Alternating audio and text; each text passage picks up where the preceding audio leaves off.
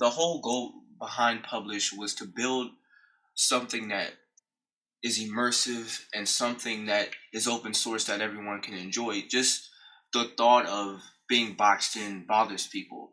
When you have social media sites like Facebook and Twitter, we really wanted to take all of these platforms and put it in one area where you can kind of discover new things and new trends, and not only discover them, but start these new trends. And I think it's a huge privilege to just be able to do that and see the rise that happens after that.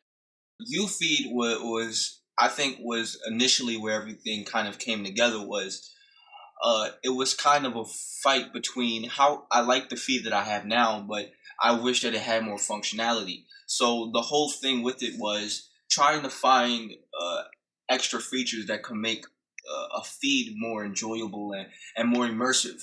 So one thing that we added was a big thing was the ability to post a vocal post. So the ability to click on your phone and say, "I had a great day," uh, hashtag so and so and so, and anyone else who wants to see that tag, they can click and hear your voice through that post. So that was one thing that I feel like should have been integrated into a social media platform a long time ago, and it never was for some reason. Another big thing that we added was the way that we decide to add, which is you add. We decided to take a different approach. We decided to take an approach where the ads are more specific to people who are already interested in that product. So of course, you have Nike, and you have people who like Nike, and there's people who like Under Armour, and of course, Nike wants to get out to the competitor and try to steer their whole base, but in a truthful sense, you have to question how often that works. And you see a good few products and you may want to buy it, but the thing is, what really weighs more statistically as far as the hashtag system. Uh, One thing that is important about getting what you want to people around you is to be able to get what you want as soon as you want it. So nowadays we're spoiled. So to get what you want, go into an app and just click exactly what you want. That's basically what the hashtag system is doing. Being able to log in and know that you want to see pictures of a gold watch, and to be able to just swipe over to hashtag gold watches and to be able to see a list of posts and different things about gold watches is a great feature, and it's something that I feel like users will utilize to the fullest extent. And also from the aspect that if there's no category or you can't find anything about gold watches, you can just add that section yourself, and you can start a trend yourself. So that's one thing that's really special about the hashtag feature. Another great thing that we were looking at was the possibility of having a, a space just for the user to be able to access everything that person has posted, liked, shared, and was tagged in one area.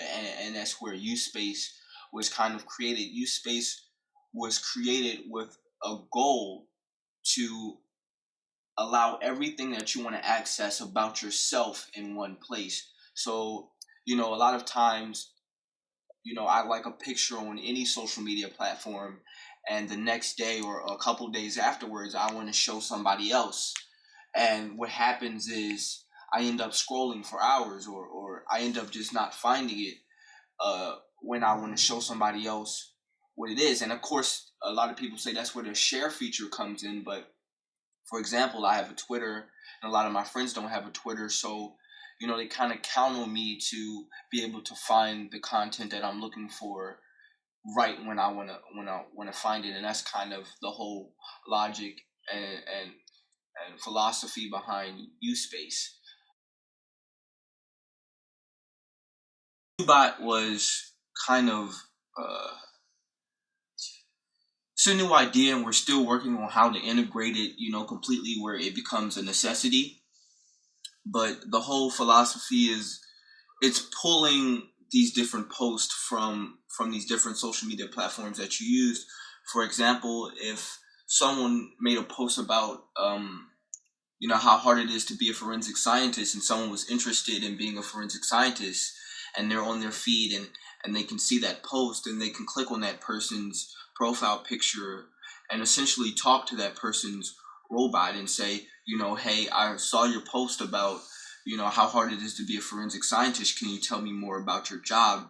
And what the bot essentially does is it pulls things from, of course, whatever posts are relevant to forensic science. So, it may respond and say, forensic science is a great job. It's just a lot of work.